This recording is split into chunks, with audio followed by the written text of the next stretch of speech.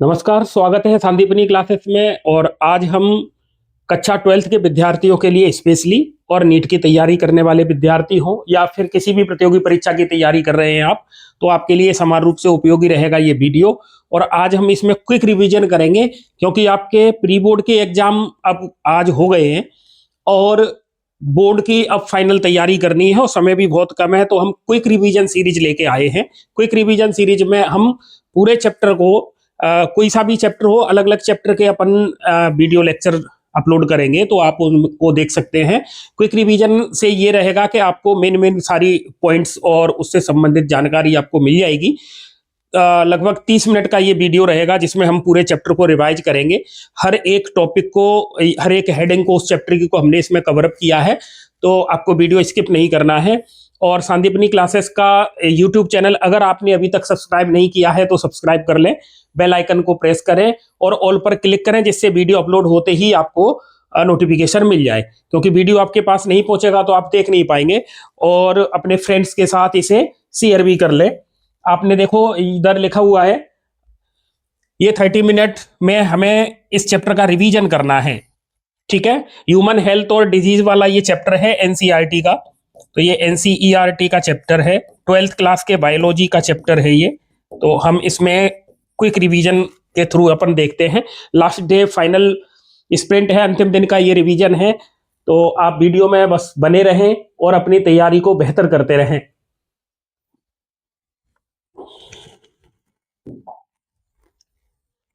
देखिए, common disease, क्योंकि आपके चैप्टर में सबसे पहले डिजीज के बारे में भी जानकारी दी गई है। कॉमन डिजीज हैं ये और उनके पैथोजेंस के नाम दिए हुए हैं। ठीक है, पैथोजन मतलब सामान्य रोग और उनके रोगजनक, इससे संबंधित अपन यहां चर्चा करेंगे। पहले रोग का नाम है, देखिए इधर मलेरिया रोग दे रखा है, मलेरिया रोग। तो आपको पता है प्लाज्मोडियम के द्वारा ये होता है, प्लाज्मोडियम। और प्लाज्मोडियम कौन है, तो आप कहोगे कि सर ये प्रोटोजोआ का मेंबर है, ये प्रोटोजोअन है प्लाज्मोडियम। तो प्लाज्मोडियम की एक ये स्पीसीज जिसका नाम है फैल्सीपेरम, इसके द्वारा जो मलेरिया होता है वो सबसे घातक प्रकार का मलेरिया है। ये सबसे खतरनाक मलेरिया है प्लाज्मोडियम फैल्सीपेरम। आपको प्लाज्मोडियम की और जातियों के नाम भी, प्रजाति जो स्पीसीज हैं उसको याद रखना है। जैसे ये प्लाज्मोडियम फैल्सीपेरम है, इसी प्रकार से एक प्लाज्मोडियम ओवेल होती है ना, प्लाज्मोडियम मलेरियाई होती है, plasmodium falciparum, plasmodium ovale, plasmodium मलेरियाई और प्लाज्मोडियम वाइवेक्स, प्लाज्मोडियम वाइवेक्स। तो ये प्लाज्मोडियम की अलग अलग स्पीसीज हैं। इनमें से प्लाज्मोडियम फैल्सीपेरम के द्वारा जो मलेरिया होता है वो घातक होता है।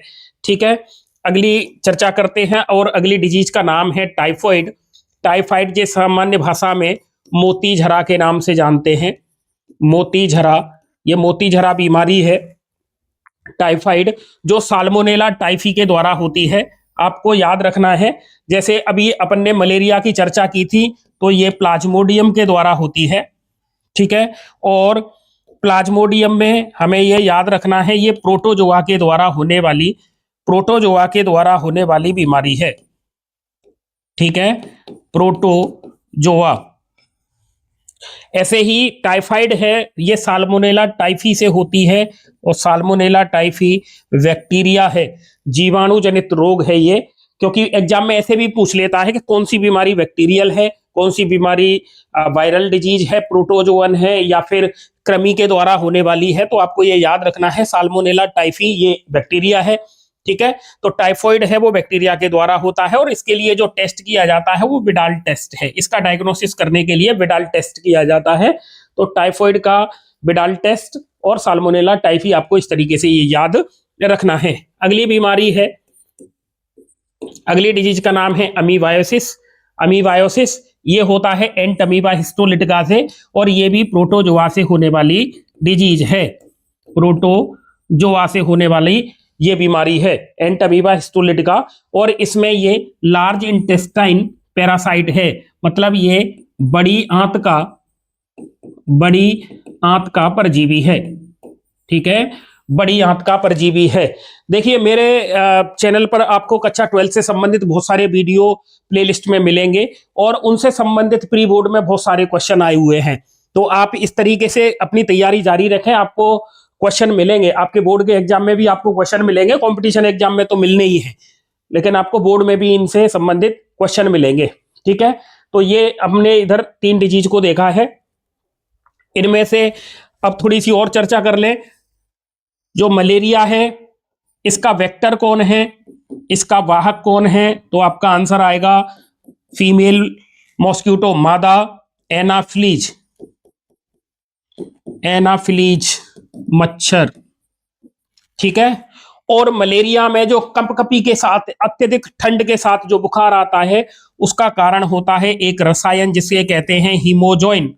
हीमोजोइन नामक पदार्थ की वजह से ठंड के साथ बुखार आता है, आपको याद रखना है हीमोजोइन को। ठीक है, ऐसे ही जो टाइफाइड है, इसमें टाइफाइड तो कंटामिनेटेड फूड और वाटर इनके द्वारा ये होता है। और अमीबाइसिस ये भी कंटामिनेटेड वाटर के थ्रू आता है। एंटअमीबा स्टोलिटिका जो कि प्रोटोजोआ है, ये लार्ज इंटेस्टाइन का पैरासाइट है। ठीक है, तो आपको ये चीजें याद रखनी है। ठीक है, चलते हैं अगली स्लाइड पर। और अगली डिजीज का नाम है एलिफेंसियासिस, है ना, हाथी पांव रोग कहते हैं इसे, हाथी पांव। इसमें पैर में सूजन आ जाती है और पैर बहुत बड़ा हो जाता है, इसीलिए इसको अपन फील पांव या हाथी पांव रोग के नाम से भी जानते हैं। और ये होता है बुचरेरिया ब्रंकोफटाई के द्वारा, मतलब ये कृमि जनित डिजीज है, ये कृमि के द्वारा होने वाली बीमारी है, कृमि जनित डिजीज है।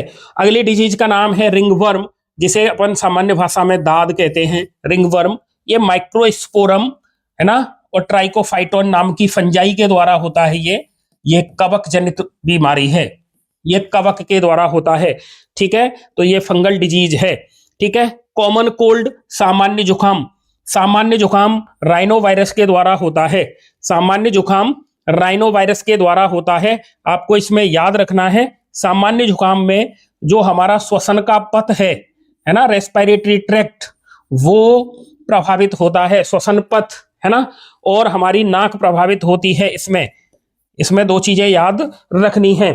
ठीक है, अगली डिजीज है AIDS, acquired immuno deficiency syndrome, जो HIV, जो कि रिट्रोवायरस फैमिली का वायरस है, HIV जिसे ह्यूमन इम्यूनो डेफिशिएंसी वायरस कहते हैं, उसके द्वारा ये बीमारी होती है, एड्स। ठीक है, ये जन्मजात रोग नहीं है, ये जन्म के बाद, ठीक है, उपार्जित किया हुआ है, जिसमें हमारा इम्यून सिस्टम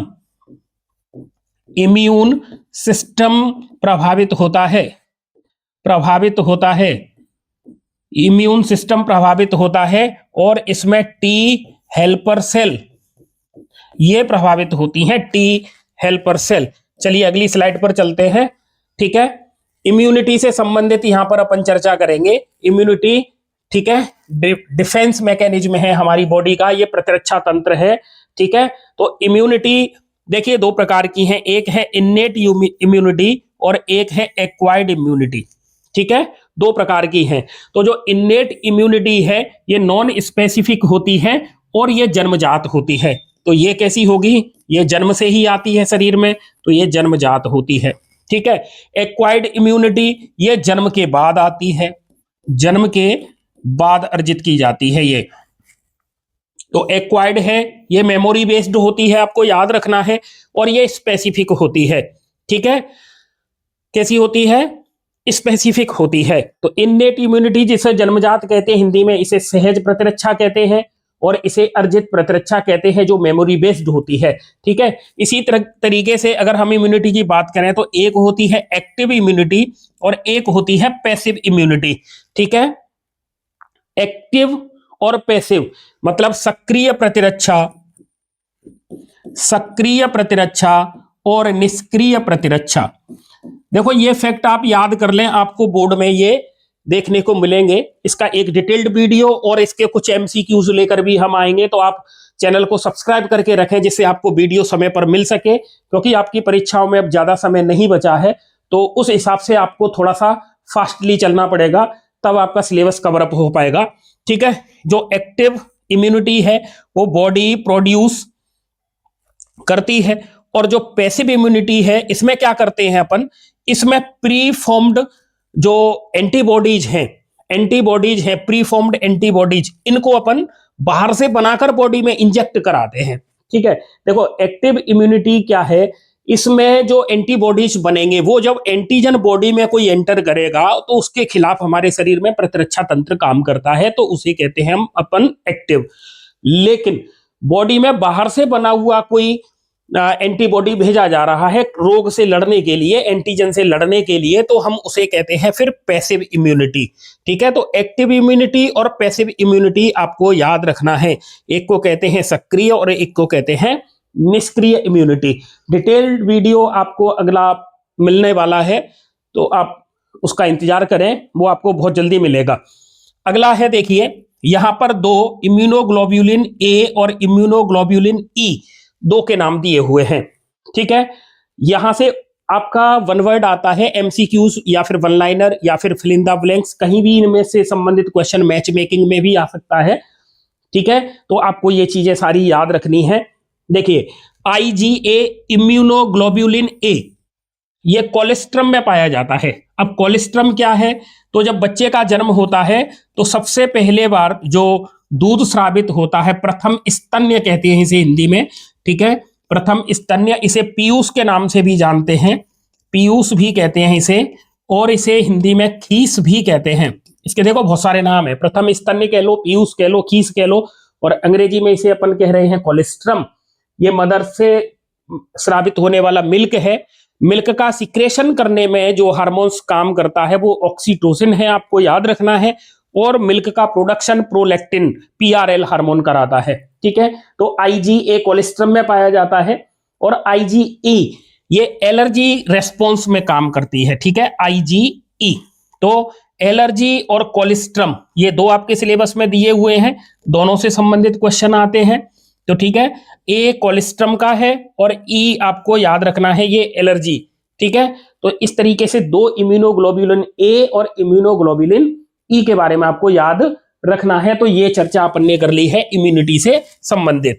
ठीक है, और आगे अपन देखते हैं एंटीबॉडी, इसकी स्ट्रक्चर और इसके टाइप, मतलब प्रतिरक्षी अणु की संरचना और उसके प्रकार से संबंधित चर्चा इधर है। ठीक है, जो एंटीबॉडी होते हैं इनको अपन प्रतिरक्षी के नाम से जानते हैं, मतलब प्रतिजन के खिलाफ बनने वाले होते हैं प्रतिरक्षी। तो इसको H2L2 मॉडल के नाम से जानते हैं। यहां पर H का मतलब है हैवी और L का मतलब है लाइट। ठीक है, तो इसका मतलब एंटीबॉडी का जो अणु है इसमें दो चेन पाई जाती हैं। एक चेन होती है हैवी, मतलब ये लंबी वाली है, और एक चेन होती है लाइट, छोटी वाली, इस तरीके से। तो ये अंग्रेजी का जो वाई अक्षर होता है उस तरीके का हमें दिखता है। ये एग्जाम में क्वेश्चन आता है कि H2L2 मॉडल का डायग्राम या फिर एंटीबॉडी का डायग्राम अगर आपसे बनवाए तो आपको ये याद रखना है, इस तरीके का होगा। ठीक है, तो ये दो चेन हैं, इनको हैवी कहते हैं ये दोनों। अब इनकी संख्या दो है तो हम इसके लिए H2 लगा देते हैं। ये और ये दोनों चेन, ये L चेन है, लाइट है, तो ये भी दो हैं, इसीलिए हम इनको L2 कह लेते हैं। ठीक है, इसीलिए हम इसको H2L2 एंटीबॉडी के नाम से जानते हैं। ठीक है, तो इसकी संरचना है वो H2L2 के जैसी है। देखिए फिर से आ गया IgA फाउंड इन कोलेस्ट्रम, ये येलोइश मिल्क है जो पहली बार सीक्रेट हो रहा है। तो ये कोलेस्ट्रम ये न्यू बॉर्न बेबी के लिए बहुत ही इंपॉर्टेंट होता है।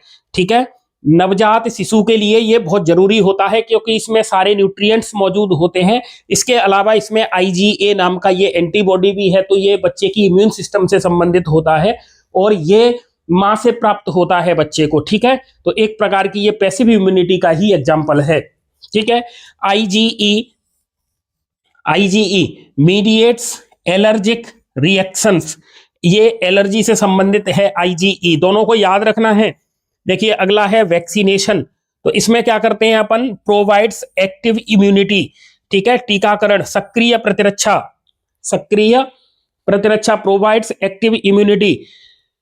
ठीक है, देखिए टीकाकरण जब अपन कराते हैं तो उसमें क्या करेंगे अपन, पहले से एंटीजन को बॉडी में निष्क्रिय जो होते हैं या किल्ड फॉर्म में होते हैं या फिर वो इनएक्टिव फॉर्म में होते हैं, उन्हें बॉडी में भेज देते हैं। उसके खिलाफ हमारी बॉडी एंटीबॉडी प्रोड्यूस करती है, उसको मारती है।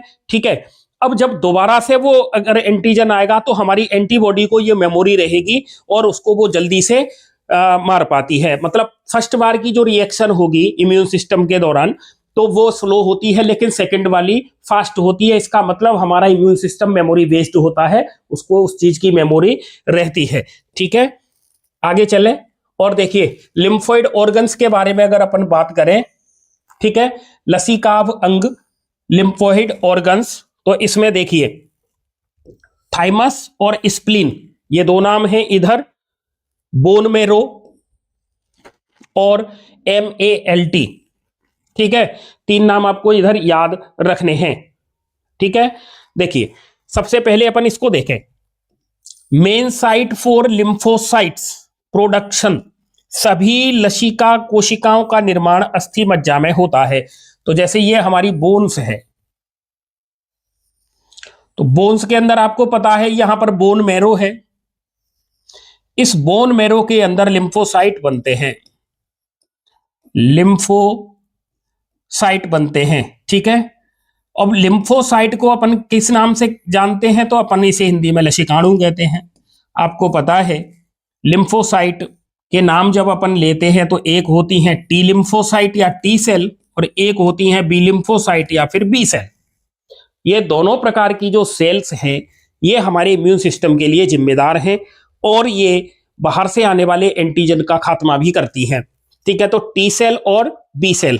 ठीक है, अब इधर आइए, यहां पर लिखा है थाइमस। देखिए यहां पर जो लिम्फोसाइट बने या फिर जो लसिकाणु बने, अब ये बन गए, अब इनको क्योंकि इन्हें एंटीजन से लड़ना है, अब लड़ना है तो इनको ट्रेनिंग दी जाएगी। अब इनकी ट्रेनिंग कहां होती है उस बेस पर हमने इनके नाम दिए हैं। अगर लिम्फोसाइट यहां पर बना और ट्रेनिंग लेने के लिए वो थाइमस में चला गया, कहां चला गया, थाइमस में चला गया, तो ऐसे लिम्फोसाइट जो ट्रेनिंग के लिए थाइमस में गए थे, वहां से ट्रेनिंग लेकर जब निकले तब हम उनको टी लिम्फोसाइट कह रहे हैं या उनको हम टी सेल के नाम से जानते हैं। किस नाम से जानते हैं, टी सेल के नाम से जानते हैं या फिर उन्हें टी लिम्फोसाइट के नाम से जानते हैं। ठीक है, और ऐसे लिम्फोसाइट जो बोन मैरो में ही ट्रेनिंग लेकर बाहर निकले उनको अपन बी सेल या बी लिम्फोसाइट के नाम से जानते हैं। इस तरीके से आप इसको याद रख सकते हैं। ठीक है, तो देखिए थाइमस क्या है, थाइमस ग्लैंड है, कहां मिलती है, तो आप कहोगे कि सर ये हमारे सीने में मिलती है। एक ऐसी ग्लैंड है जो हमारे थोरेसिक कैविटी में तो मिलती है, लेकिन ये उम्र के साथ इसका डिग्रेडेशन होता है, ये घटती जाती है। ठीक है, और यहां पर ये ट्रेनिंग प्लेस है टी सेल का। ठीक है, तो यहां पर टी सेल मैचुरेशन करती हैं और डिफरेंशिएट भी होती हैं। इसके अलावा एक और लिम्फोइड ऑर्गन है जिसे अपन स्प्लीन कहते हैं। स्प्लीन जिसे अपन हिंदी में प्लीहा के नाम से जानते हैं, प्लीहा के नाम से इसको जानते हैं। ठीक है, ये क्या करता है, ये ब्लड को फिल्टर करता है और ये आरबीसी का स्टोरेज करता है, प्लीहा। तो ठीक है, ये दो लिम्फोइड ऑर्गन आपको याद रखने हैं, थाइमस और स्प्लीन। स्प्लीन का काम क्या है, ब्लड को फिल्टर करना।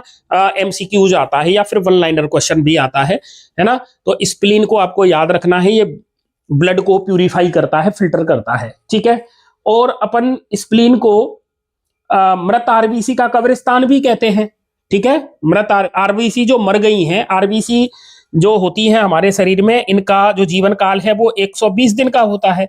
उसके बाद ये जब मर जाती हैं तो मृत आरबीसी को दफनाया जाता है ना।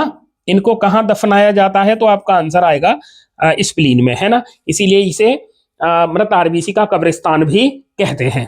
ठीक है, अब इधर आइए, MALT का मतलब क्या है, देखिए म्यूकोसल, फुल फॉर्म याद रखनी है आपको, फुल फॉर्म एग्जाम में आती है, म्यूकोसल एसोसिएटेड लिम्फोइड टिश्यू। ठीक है, म्यूकस एसोसिएटेड लिम्फोइड टिश्यू, ये 50% ऑफ टोटल लिम्फोइड टिश्यू का भाग बनाते हैं। तो आपको MALT की फुल फॉर्म याद रखनी है, एग्जाम में आती है, तो आपको इसे याद रखना है MALT। ठीक है, चलो आगे चलते हैं। बात करेंगे एड्स के बारे में। मैकेनिज्म इसकी देखनी है, इसका डायग्नोसिस देखना है, मतलब क्रियाविधि क्या है और इसका निदान क्या है। आज जो एग्जाम हुआ था प्री बोर्ड वाला, उसमें एड्स से संबंधित क्वेश्चन आया है और संभावना है कि आपके वार्षिक परीक्षा में भी एड्स से संबंधित प्रश्न आएगा, तो आपको ये याद रखना है। देखिए, एड्स किसकी वजह से होता है, तो ये वायरस की वजह से होने वाली बीमारी है, मतलब वायरल डिजीज है, और उस वायरस का नाम है HIV। HIV human immuno immuno deficiency deficiency virus deficiency virus human immuno deficiency virus आपको याद रखना है। HIV का नाम ये रिट्रोवायरस है। इसका जो जेनेटिक मटेरियल होता है वो RNA होता है, और RNA कैसा है, तो सिंगल स्ट्रैंडेड RNA है। इसके अलावा इसमें एक एंजाइम पाया जाता है जिसे रिवर्स ट्रांसक्रिप्टेज एंजाइम कहते हैं। रिवर्स ट्रांसक्रिप्टेज एंजाइम के नाम से हम इसे जानते हैं। ठीक है, इसका जीनोम कैसा है, तो देखिए ये सिंगल स्ट्रैंडेड RNA वाला विषाणु है, वायरस है, जिसे सिंगल स्ट्रैंडेड RNA होता है इसके अंदर।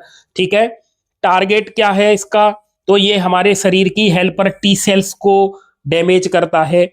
ठीक है, और इसके लिए जो टेस्ट कराते हैं, जिसका डायग्नोसिस कराने के लिए हम एलिसा टेस्ट करते हैं। ठीक है, एलिसा एंजाइम लिंक्ड इम्यूनोसॉर्बेंट ऐसे।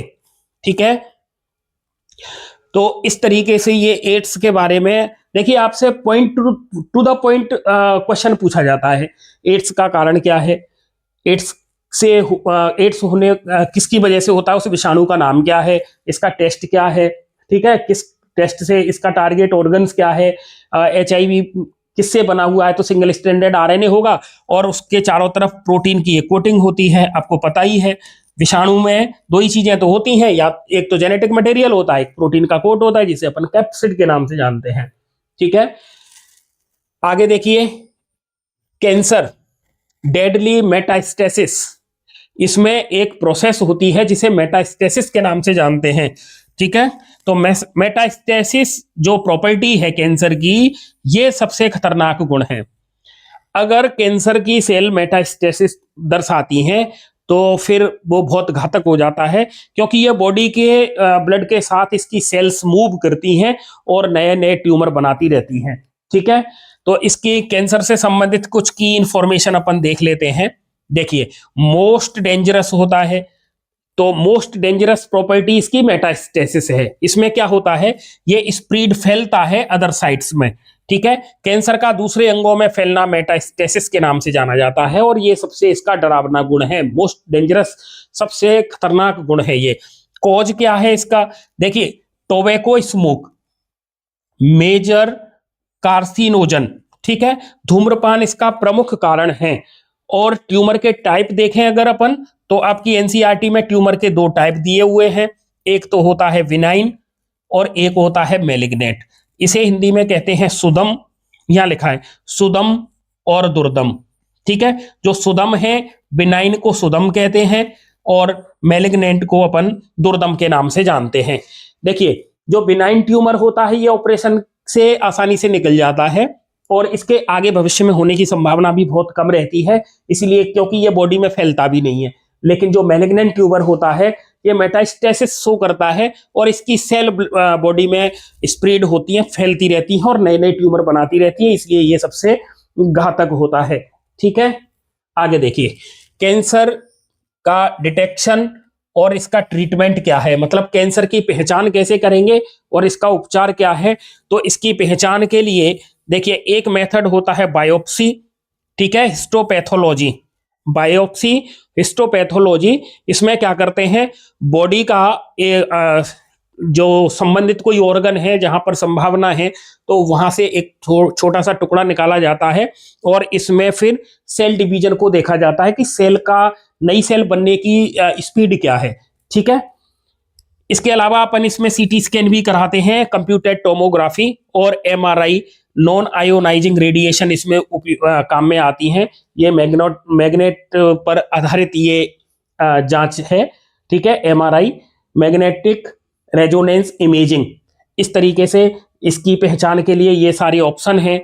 और इसका ट्रीटमेंट क्या हो सकता है, तो इसमें देखिए, एक तो सर्जरी करा सकते हैं, मतलब ऑपरेशन कराते हैं तो शल्य क्रिया, एक तो ये ऑप्शन है इसका। या फिर इसमें रेडियोथेरेपी दे सकते हैं और कीमोथेरेपी दी जाती है। तो ये इसके उपचार के कुछ साधन हैं। ठीक है, अगर आपका जो सुदम प्रकार का कैंसर है तो प्रभावी हो पाते हैं ये, और अगर वो मेलिग्नेंट टाइप का है तो फिर दुर्दम प्रकार का, तब ये ठीक है, इनसे रुक नहीं पाता और ये उपचार इसके संभावित हैं। आगे देखिए, ड्रग्स का चैप्टर टॉपिक भी है आपके में। ठीक है, तो जो नशीली दवाएं हैं और उनके स्रोत क्या हैं, देखिए सबसे पहला है हीरोइन। ये बॉलीवुड वाली नहीं है, ये नशा करने वाली है, हीरोइन। ठीक है, इसे ओपियम, मतलब जो अफीम का पौधा है, अफीम, उससे निकाला जाता है। अफीम के पौधे से इसको निकाला जाता है और उसके भी कैप्सूल से निकालते हैं। इसका जो कच्चा कैप्सूल है उससे इसको प्राप्त करते हैं, कच्चे कैप्सूल से इसे प्राप्त करते हैं ओपियम। ठीक है, और ये क्या करता है, ये डिप्रेसेंट का काम करता है, ये शारीरिक क्रियाओं को धीमा कर देता है। ठीक है, तो ये हो गया आपका हीरोइन। एक है आपका कोकेन, इर्थ्रोजाइलम कोका से इसे प्राप्त करते हैं। तो इसका सोर्स प्लांट क्या है, तो आप लिखोगे इर्थ्रोजाइलम कोका। ठीक है, सेंट्रल नर्वस सिस्टम को स्टिमुलेट करता है, ये उत्तेजित करता है। कैनाबिस, तो ये कैनाबिस सैटाइवा नाम के पौधे से प्राप्त किया जाता है। ठीक है, ये कार्डियोवैस्कुलर सिस्टम को प्रभावित करता है। इसी प्रकार से है निकोटीन, जो कि तंबाकू से प्राप्त की जाती है। ठीक है, और ये रिलीज कराती है एड्रीनलिन को। इस प्रकार ये सारे ड्रग्स हैं, या इनको अपन दवाई के नाम से जानते हैं, हीरोइन अफीम से, कोकेन इर्थ्रोजाइलम कोका से, कैनाबिस सैटाइवा से, और निकोटीन टोबैको, ये सारे प्लांट के नाम हैं, आपको याद रखने हैं, ये सारे प्लांट्स हैं, इनसे इनको प्राप्त किया जाता है। ठीक है, NEET exam traps and fact. NEET परीक्षा के महत्वपूर्ण तथ्य क्या है, देखिए, ऑर्गन श्रिंकेज, तो थाइमस श्रिंक्स आफ्टर प्यूबर्टी, यौवन के बाद थाइमस सिकुड़ता है। ठीक है, आपको याद रखना है, थाइमस ग्लैंड मैंने अभी आपको बताया था सीने में पाई जाती है, उम्र के हिसाब से इसका आकार घटता जाता है। तो ऑर्गन श्रिंकेज अगर आपसे पूछे तो आपको थाइमस याद रखना है। स्प्लीन का फैक्ट क्या है, spleen store RBC and act as blood reservoir. ठीक है, अगला immunity traps, vaccination is active immunity, colostrum is passive immunity. देखिए, टीकाकरण में इम्यूनिटी, टीकाकरण किस में आएगा, तो एक्टिव में आएगा। ठीक है, टीकाकरण एक्टिव में आएगा, जबकि कोलेस्ट्रम, जो मां से बच्चे में जो IgA प्रकार का जो इम्यूनोग्लोब्यूलिन एंटीबॉडी जा रहा है, तो वो पैसिव इम्यूनिटी में आएगा। ठीक है, क्योंकि रेडीमेड है, बाहर से बना हुआ डायरेक्ट भेजा जा रहा है, तो वो पैसिव में आएगा।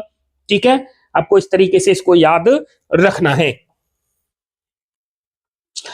इस तरीके से हमने इस चैप्टर के बारे में मतलब सरफेसली हमने मतलब हर एक टॉपिक को कवर करने की कोशिश की है।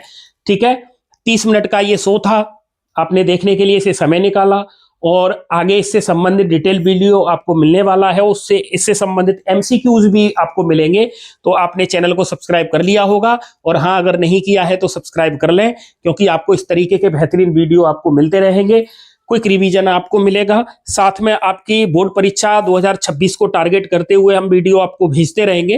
तो चैनल को सब्सक्राइब करना ना भूलें, बेल आइकन को प्रेस करें, ऑल पर क्लिक करें, वीडियो को लाइक शेयर करते रहें। आगे आपको बेहतरीन वीडियो की श्रृंखला मिलती रहेगी। आज के लिए बस इतना ही, मिलते हैं अगले वीडियो में, तब तक के लिए जय हिंद।